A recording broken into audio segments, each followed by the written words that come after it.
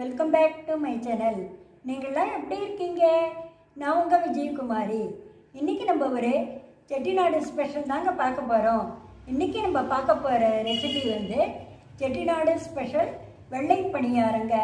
இது ஒரு பாரம்பரியமான டிஷ்ஷுங்க. இதை சாப்பிட ரொம்ப நல்லாயிருக்கும். இதை கார சட்னியோடு சேர்த்து சாப்பிட்டோம்னா சூப்பராக இருக்குங்க. செய்யறதும் சுலபம். வீட்டில் இருக்கிற குறைஞ்ச பொருளை வச்சே செய்திடலாம். இப்போ எப்படி பண்ணுறதுன்னு பார்க்கலாம். ஒரு பவுல் எடுத்துக்கங்க. அதில் 200 கிராம் பச்சரிசி. நீங்கள் எவ்வளோ வேணாலும் எடுத்துக்கலாம். எதில் எடுத்துக்கிறீங்களோ தடவி வச்சிடணும். அப்படி கோபுரமாக எடுக்கக்கூடாது. அந்த தலை தட்டி வச்சுட்டு அதுக்கு மேலே எவ்வளோ உளுந்து பிடிக்குதோ அதை போட்டுக்கணும். அவ்வளோதாங்க இதுக்கு அளவு. இதுக்கு எவ்வளோ உளுந்து கூட்டு பாருங்க. இதை ஒரு கிண்ணத்தில் வச்சுட்டு நல்லா தண்ணி விட்டு 2-3 முறை வாஷ் பண்ணியாச்சு. இப்போ இதை தண்ணி கொட்டி அரை மணி நேரம் ஊற வச்சுக்கலாம். அரை மணி நேரம் இந்த அரிசி நல்லா ஊறிட்டுங்க. ஒரு மிக்ஸி ஜார் எடுத்துக்குங்க. அதில் இந்த அரிசியை போட்டுக்கலாம். இப்போ இதுக்கு தேவையான தண்ணி ஒரு அரை டம்ளர் விட்டுங்க. நிறைய வேணாம். விட்டு நல்லா நைஸாக அரைச்சிக்கணும். இதை பாருங்கள், மாவு அரைச்சிண்டாச்சு. இந்த கன்சிஸ்டன்சியில் தான் இருக்கணும். அதாவது தோசை மாவை விட கொஞ்சம் நீருக்கும் இருக்கணும். சப்போஸ் நீங்கள் அரைக்கச்ச தண்ணி அதிகமாகிட்டாலும் கவலை இல்லை.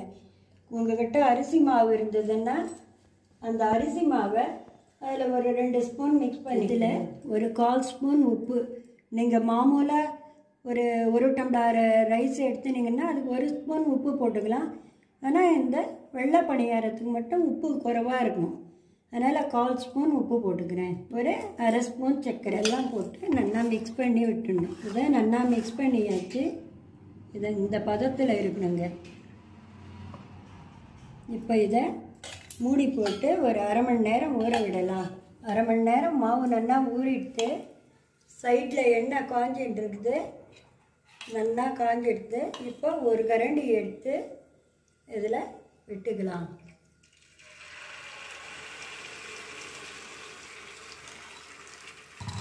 விட்டுட்டு இது மேலே இந்த எண்ணெயை அப்படி தெளித்து விடணும்.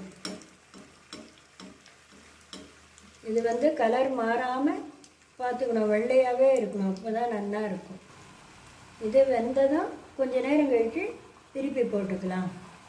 இப்போ இதை திருப்பி போட்டுக்கலாம்.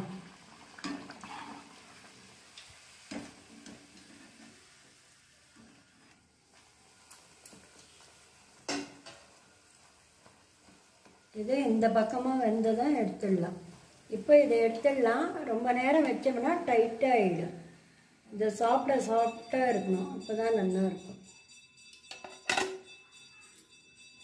இதே மாதிரி எல்லா மாவுலேயும் இந்த பணியாரம் பண்ணி எடுத்துக்கலாம்.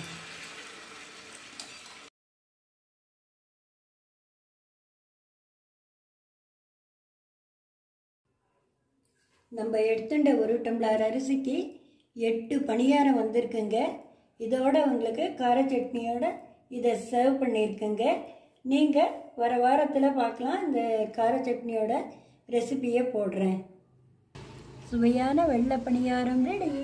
நீங்கள் இதை ட்ரை பண்ணி பார்த்து எப்படி இருக்குன்னு சொல்லுங்கள். நீங்கள் ஃபஸ்ட் டைம் பார்க்குறவளா இருந்தால் மறக்காமல் சப்ஸ்கிரைப் பண்ணுங்கள். தேங்க்யூ.